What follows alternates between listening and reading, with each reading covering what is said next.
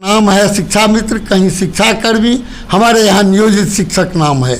उन सबों को हूबहू वेतनमान पुराने शिक्षकों की तरह और हूबहू सेवा शर्त पुराने शिक्षकों की तरह दी जाए। अखिल भारतीय प्राथमिक शिक्षक संघ है, उनका सभी स्टेट में इकाई है और स्टेट की इकाई है सभी जगह जिला में। एक कार्यक्रम अखिल भारतीय स्तर पर तय करके दिया गया है। जंतर मंतर पर कार्यक्रम होगा, स्टेट के गांधी मैदान में कार्यक्रम होगा और स्टेट के तरफ से जिला में दिया गया है। जिला में जिला मुख्यालय पर कार्यक्रम ये करने के लिए 10 तारीख को तय किया गया है। जिले के सभी कोर्ट के सभी शिक्षकों से निवेदन करता हूँ, एकता में ही बल है और संघर्ष में ही जय है। अतएव आप सब के सब 10 सितंबर को ठीक 1 बजे समाहरणालय के सामने धरना में सम्मिलित होवें और अपनी ताकत को मजबूत करें, अपनी मांग को मनवावें।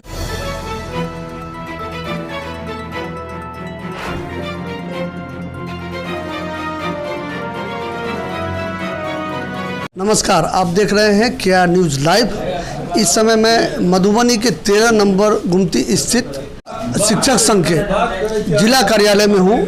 संघ द्वारा अपनी 4 सूत्री मांगों के समर्थन में 10 सितंबर को मधुबनी समाहरणालय के समक्ष धरना करने वाले हैं। महासचिव हैं महादेव मिश्र जी, आपका स्वागत है हमारे चैनल में। अभी जो आप लोग 10 तारीख को धरना करने वाले हैं समाहरणालय के समक्ष, उस पर बताइए क्या मुद्दा है? हमारा मुद्दा है अखिल भारतीय प्राथमिक शिक्षक संघ संपूर्ण देश के शिक्षकों के लिए वह मांग रखा है 4 सूत्री, जिसको लेकर के संपूर्ण देश में 10 तारीख को प्रथम चरण में जिला स्तर पर धरना है, 15 तारीख को राज्य स्तर पर धरना है, 15 नवंबर को, और उसके बाद जनवरी 23 में हमारा कार्यक्रम होगा ऑल इंडिया स्तर पर। 4 सूत्री मांगों में पुरानी पेंशन योजना को पुनः लागू किया जाए, हूबहू जैसे सभी कर्मचारियों को मिलता है। विभिन्न राज्यों में नियुक्त संविदा पर शिक्षकों, कहीं पर उसका नाम है शिक्षा मित्र, कहीं शिक्षाकर्मी, हमारे यहाँ नियोजित शिक्षक नाम है। उन सबों को हूबहू वेतनमान पुराने शिक्षकों की तरह और हूबहू सेवा शर्त पुराने शिक्षकों की तरह दी जाए। राष्ट्रीय शिक्षा नीति 2020 जो लागू किए हैं, ऑल इंडिया से लागू हुआ है भारत सरकार से, उसमें आंगनवाड़ी केंद्रों को पूर्व कक्षाओं में बदलाव तथा अप्रशिक्षित शिक्षकों को संबद्ध करना आज पर रोक लगाई जाए। 7वें वेतन आयोग के प्रावधानों को सभी राज्यों के सभी शिक्षकों पर लागू किया जाए। ये 4 सूत्री हमारी मांग है। इस मांग को लेकर हम समाहरणालय के समक्ष धरना देंगे और डीएम के माध्यम से मुख्यमंत्री, शिक्षा मंत्री बिहार सरकार और महामहिम राष्ट्रपति तथा आदरणीय प्रधानमंत्री को ज्ञापन देंगे। यही हमारा कार्यक्रम है और इसको लेकर के प्रथम चरण का है। द्वितीय चरण में इससे तेज होगा और तेज होगा। ऐसा नहीं लगता है कि सरकार का जो काम है बिना शिक्षकों के नहीं चल सकता है?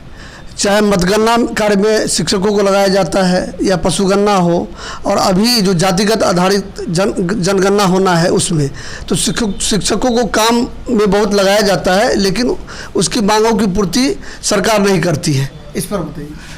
शिक्षक को सरकार उस दृष्टि से नहीं देखती है क्योंकि उसका काम कागजी जो जितना है चलाना। सरकार कागज़ पर केवल चल रही है, धरातल पर सो आप लोग भी जानते हैं।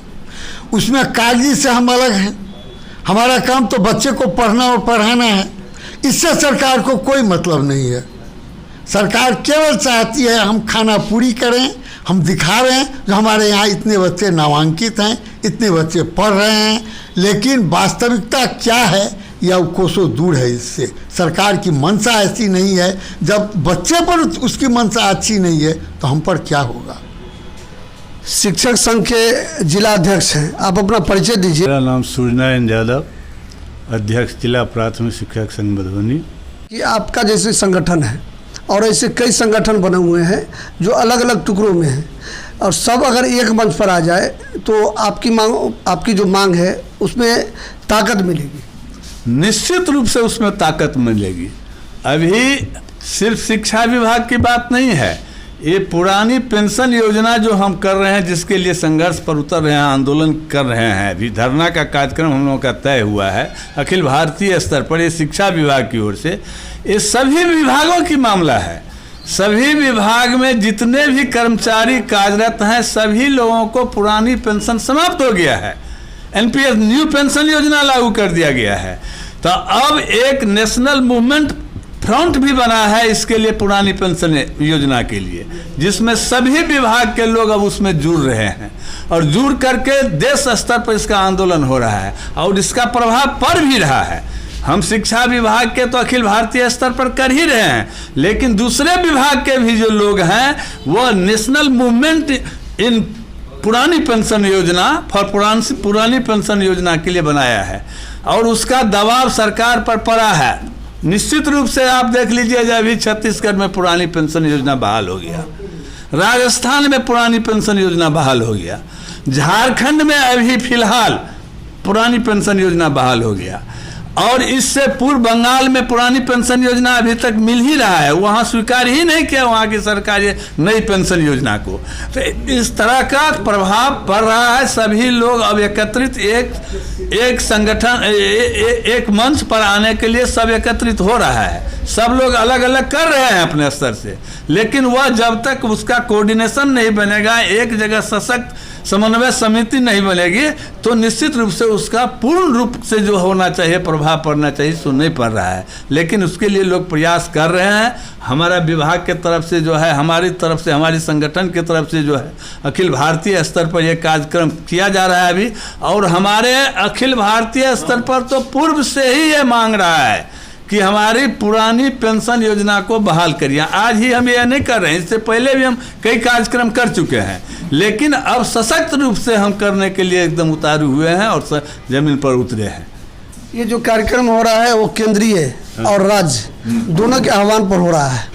केंद्र से जुड़े हुए हैं हम राज्य के, अखिल भारतीय प्राथमिक शिक्षक संघ है, उनका सभी स्टेट में इकाई है और स्टेट की इकाई है सभी जगह जिला में। एक कार्यक्रम अखिल भारतीय स्तर पर तय करके दिया गया है, जंतर मंतर पर कार्यक्रम होगा, स्टेट के गांधी मैदान में कार्यक्रम होगा और स्टेट के तरफ से जिला में दिया गया है, जिला में जिला मुख्यालय पर कार्यक्रम ये करने के लिए 10 तारीख को तय किया गया है। और ऐसे सभी शिक्षकों से हम लोग हस्ताक्षर करा करके राज्यपाल को, बिहार सरकार को, सभी को भेजे हैं कि हाँ 5 सितंबर को सभी शिक्षक हमारी पुरानी पेंशन योजना लागू करिए। इसीलिए कि सरकार देख लीजिए कितनी बड़ी विडम्बना है, एक तरफ जो वृद्ध लोग हो जाते हैं उनको वृद्धा पेंशन दिया जा रहा है, लेकिन हम जब 60 वर्ष की उम्र सेवा पूरा करके हम वृद्ध हो गए हैं तो हमको जो मिल रहा था, पुरानी पेंशन मिल रहा था, वह भी हमारा समाप्त कर दिया गया है। इतनी बड़ी एकदम खाई कर दिया गया। तो इसके लिए लड़ाई तो निश्चित रूप से लड़नी ही होगी और लड़ाई लड़ेंगे। इससे पहले संजोग की बात है कि इससे पहले जो लोग नहीं थे सत्ता में, आते थे कहते थे कि हम जब ये सत्ता में आएंगे तो हम पुरानी पेंशन योजना को लागू करेंगे, समान काम के बदले समान वेतनमान हम देंगे, निविदा पर जितने भी लोग नियुक्त हैं सभी को हम संविदा कर्मी को ख़त्म करके रेगुलर रूप से हम उसको नियमित कर देंगे। तो अब तो सभी लोग आ गए हैं सत्ता में। तेजस्वी यादव भी ये जा करके हमारे मंच पर सब जगह धरना स्थल पर जा करके कहते थे, तो हम लोग अब उनको भी, उनके ऊपर भी ये दबाव बनाने जा रहे हैं कि भाई आप तो पहले से ही बात कर रहे हैं और संजोग से अभी आप एक गठबंधन में सरकार बनी है, आपके मुख्यमंत्री हैं, आपको बहुत अच्छा संबंध है, हमारी पुरानी पेंशन योजना को आप बहाल करिए। सरकार पर दबाव बनाने के लिए जिला मुख्यालय पर उपस्थित हो, इसके लिए हम आमंत्रित किए हैं सभी लोगों को आमंत्रित किया। हमारे संगठन के जो लोग अंचल से अंचल सेक्रेटरी से लेकर गए उनको सूचित किया है, वो अपने फौज को लेकर के आएंगे धरना स्थल पर और वहाँ पर हम लोग कार्यक्रम करेंगे। कार्यक्रम करने के बाद जो ज्ञापन है, ज्ञापन जिला पदाधिकारी को देंगे, उनके माध्यम से बिहार सरकार को भेजेंगे। मैं जिले के सभी कोर्ट के सभी शिक्षकों से निवेदन करता हूँ, एकता में ही बल है और संघर्ष में ही जय है। अतएव आप सब के सब 10 सितंबर को ठीक 1 बजे समाहरणालय के सामने धरना में सम्मिलित होवें और अपनी ताकत को मजबूत करें, अपनी मांग को मनवावें। निश्चित तौर पर संगठन में ही शक्ति है और एकता में ही बल है और अपनी 4 सूत्री मांगों के समर्थन में मधुबनी समाहरणालय पे 10 सितंबर को जो बैठक होगी उस खबर से आपको हम रूबरू करवाएंगे। तो शिक्षकों से भी अपील किए हैं कि वो धरना में पहुँचे, अपनी मांगों के समर्थन में आवाज़ बुलंद करें।